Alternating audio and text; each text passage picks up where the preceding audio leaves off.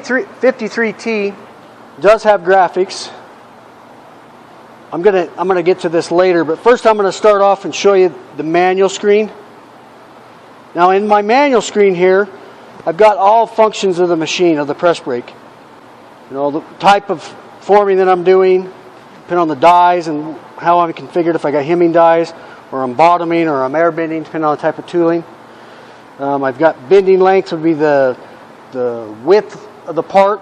Now the machine needs to know bending length because it's going to calculate the tonnage and limit the tonnage to what you're doing. Also, it's going to check the tooling and the material that we've, you know, for any to make sure we're not going to damage the tooling or the machine. Product position, that'd be in your Z direction across the machine. Now bend angle,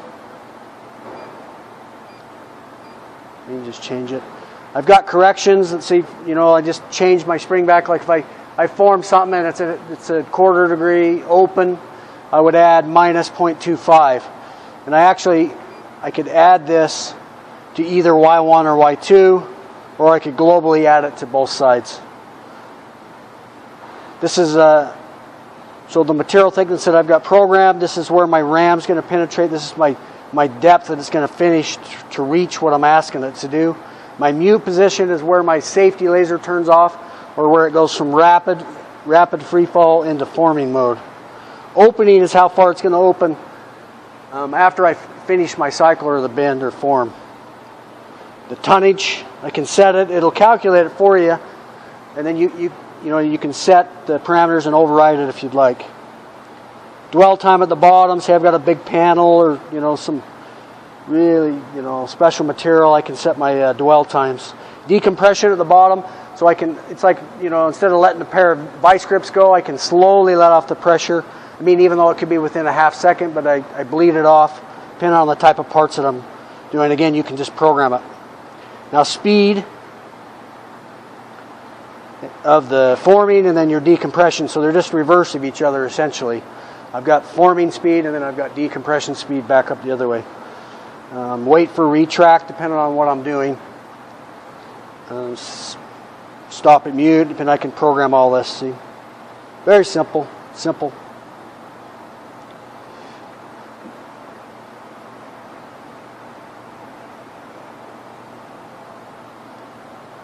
Now, as you can see, I've got material thickness and type of material. So I'm going to build a material library to match the type of work I'm doing, and I'll show you in a second how to do that. And obviously the material thickness. Now you notice everything in the screen right now is in inch. If I go to settings, I can toggle between inch and metric. I can also, on this control, change the language. So we got Brazilian, Chinese, Czech, Danish. I mean, there's a lot of controls or different languages that the control can be changed to, depending on your operators. I mean, in Spanish, again, we have it on English, obviously. A couple other just different settings that you can change globally. Materials. Now, here I can build a material library. Say I've got certain types of stainlesses and aluminums, and I mean, you get the idea. Different types of steel. They all have different spring back, different tonnages they require to form. And you build a library of the type of materials you're going to be forming with the machine and pull it in when you're forming it. Now I can go to products. Now I can have a product library here. I mean, I've never seen anybody max it out. It's 100+ programs you can put in here. You can sort them and search your directory. I'm going to go in and make a new product here. Also, I could make a new program. A new program is an NC program. A new product is a graphical program. I'm going to draw the particular part. But I'll go into new product. I'm going to give it a product ID, a name, whatever I want to call it. Let's say I'm going to call this. I mean, doesn't really matter. Then a product description. I mean, just however you keep track of your programs, your products. Thickness of the particular part. I mean, I can change it.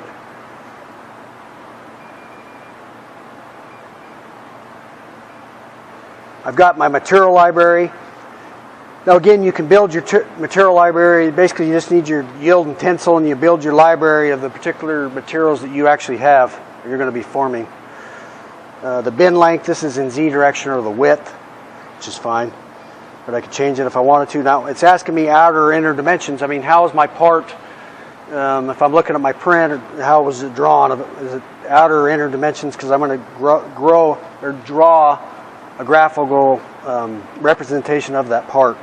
Now, use programs, this is using the Delem formulas, or you can load your own tables if you've got a bin deduction or bin allowance table that you've always used.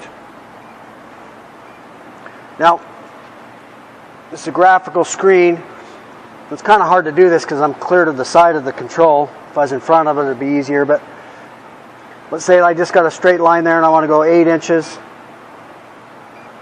See, I'm here, but if I want, just to come up, and like say it's asking me the angle of that, which is fine if I wanted 90, and I could go back to the line, change the line. And I can also grab it, change the angle of the part. And let's say that was my part. I mean, it doesn't really matter, but you get the idea. You're able to draw your part. Now, I've got a tooling library, and I can go in and select my punch and dies. I'll get into that in a minute in your tooling library, but this particular machine's got a little 4-way and just a simple gooseneck American punch on the top. And, it shows quite a bit of stuff about that tool, so you can see if you're grabbing or the right tool's pulled in. Change our punch if we got another punch, that kind of thing. If I go to bin sequence, it's going to form the part. I mean, you can see if you got any collision with the particular tooling that you've pulled in, that kind of thing. And if I go to my program, you notice I'm just kind of working down these buttons. If I go to my program, everything to do with that program that I'm making, this Kyle 45, is all here. So if I want to change my bag gauge or my open height, anything to do with that, it's all there so I can see it and edit it. If I go to auto, I can run. Now here in auto, I've got, again, all bins. I can view it. I can go to main. If I've got any corrections on my, let's say, I can put a Y1 correction if I'm off half degree because of the spring back of the material. I can, add a half degree on that particular material easily and keep forming those parts. But fairly simple. I mean, really simple. And that's the auto screen. Now, if I wanted to go back, like if I'm, okay, let me go into my material or tooling library. See, I've got machine. I've got punches. So I can program different punches depending on what I have, my library. I can have 30 punches, 30 dies.